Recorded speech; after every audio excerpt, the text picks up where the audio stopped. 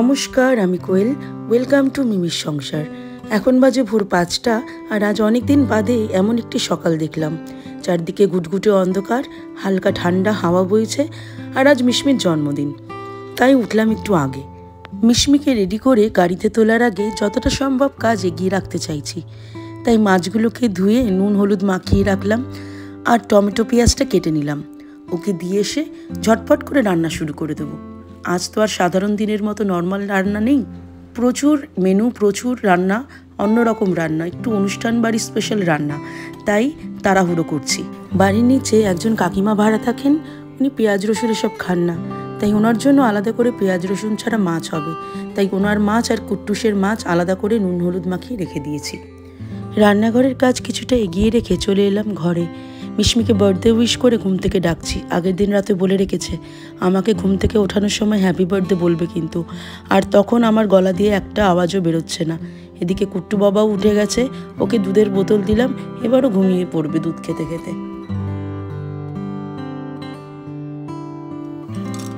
এখন আমি মিশমিকে স্কুলের জন্য রেডি করছি। আজ ওর বার্থডে বলে ওকে আজ স্কুল ড্রেস পরালাম না।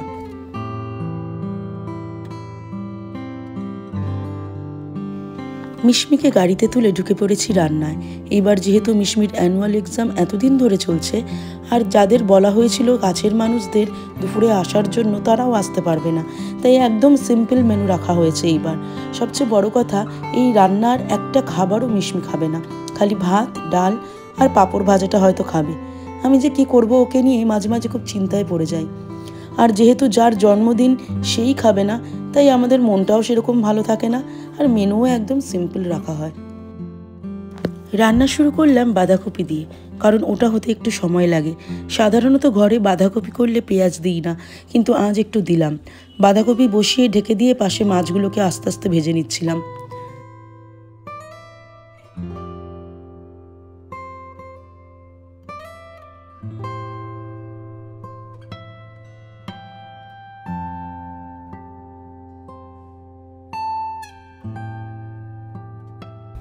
বেশ, বাঁধাকপি হয়ে এসেছে।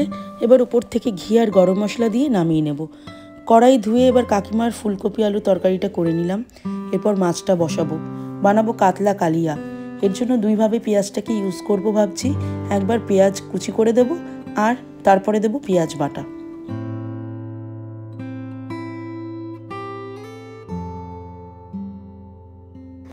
কড়াইতে গোটা গরম মশলা যেমন এলাচ, দারচিনি, লবঙ্গ, তেজপাতা ফোড়ন দিয়ে তারপর গোটা জিরে দিলাম ফোড়নে। হালকা ভাজা হয়ে এলে কুচনো পেঁয়াজ দিয়ে দিলাম।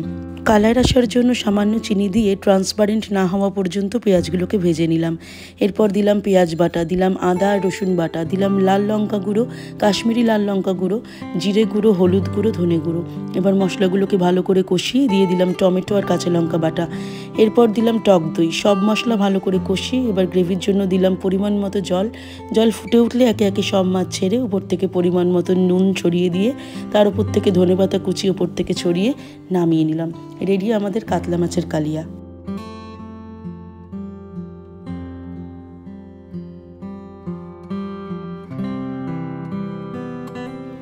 চলো এবার সকাল থেকে আমরা কি কি রান্না করলাম সেগুলো তোমাদেরকে একটু ঘুরিয়ে দেখাই।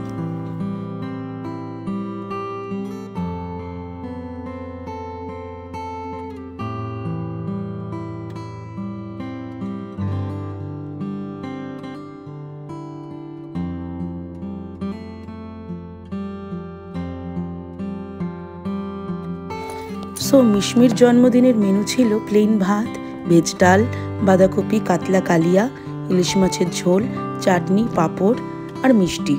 আর মিশমির জন্য আলাদা করে 5 রকম ভাজা, 5 রকম মিষ্টি আর ফল, স্ন্যাক্সের ট্রে। এই ছিল ওর জন্মদিনের মেনু। ছিল পায়েস, আর কাকিমার জন্য আলাদা করে মাছ আর ফুলকপি আলুর তরকারি। মিশমি স্কুল থেকে ফিরলে ওকে স্নান করিয়ে রেডি করে আমি স্নানে যাব। আছে এখনও প্রচুর কাজ। ওকে যেখানে খেতে দেবো সেই জায়গাটা সাজাতে হবে।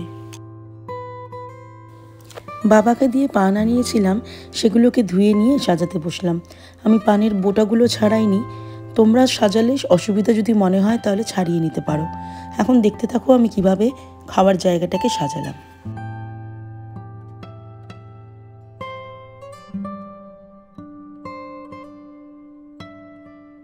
পানির ওপর বাটি আর প্লেটগুলো বসিয়ে সামনের দিকে একটি করে গাঁদা ফুল দিয়ে দিলাম, যাতে দেখতে সুন্দর লাগে।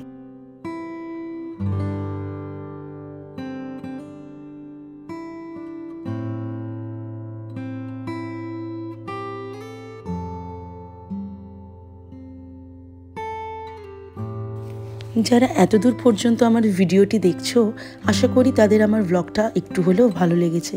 আমি চেষ্টা করি প্রতিটি মুহূর্তকে ভিন্নভাবে তোমাদের সামনে তুলে ধরার। যদি ভালো লাগে চ্যানেলটিকে সাবস্ক্রাইব করে দিও আর ভিডিওটিতে একটু লাইক দিও।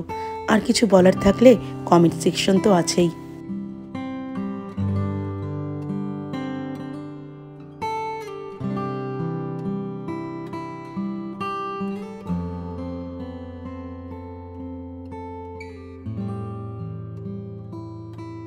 পানির বোঁটাগুলো ছাড়িয়ে নেওয়াই বেটার আমার মতে, কারণ ছোট ছোট বাটিগুলো রাখতে খুবই অসুবিধা হচ্ছিল, খুব নড়ছিল।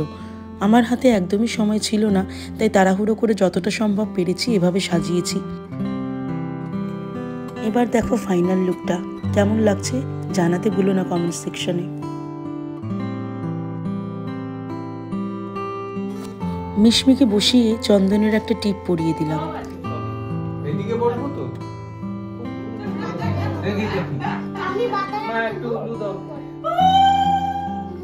বাবা, মামনি, কাকিমা এরা আগে আশীর্বাদ সারবে, তারপর আকাশ, আর সবশেষে আমি মিশমিকে আশীর্বাদ করব। দেখতে পারছো মিশমি কিন্তু ওর পাশে একটা পিগি ব্যাংক নিয়ে বসেছে। যে যা আশীর্বাদ করে টাকা দেবে সেটাও ওখানে রাখবে। ওকে আমি শেখানোর চেষ্টা করছি যে যে যাই টাকা দিক না কেন, তুমি চট করে সেটা খরচা করবে না, এরকম করে পিগি ব্যাংকে একটু একটু করে জমিয়ে রাখবে।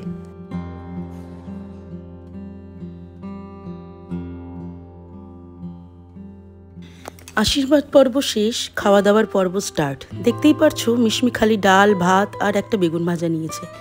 পরে কিন্তু ও সেই বেগুন ভাজাটাও আর খায়নি, তুলে দিয়ে দিয়েছে ওর দাদাকে। মিশমির জন্মদিনের সকালের মুহূর্ত শেয়ার করলাম তোমাদের সাথে। বিকেলের মুহূর্ত খুব শীঘ্রই শেয়ার করব তোমাদের সাথে। আজ এই পর্যন্তই। ভিডিওটি ভালো লাগলে একটি লাইক এবং কমেন্ট আর চ্যানেলটিকে সাবস্ক্রাইব করতে ভুলবেন না। আপনাদের ভালোবাসা পেলে ভবিষ্যতে আরও নতুন নতুন ভিডিও বানানোর অনুপ্রেরণা পাবো। সবাই ভালো থাকবেন, সুস্থ থাকবেন। দেখা হবে পরবর্তী ভিডিওতে।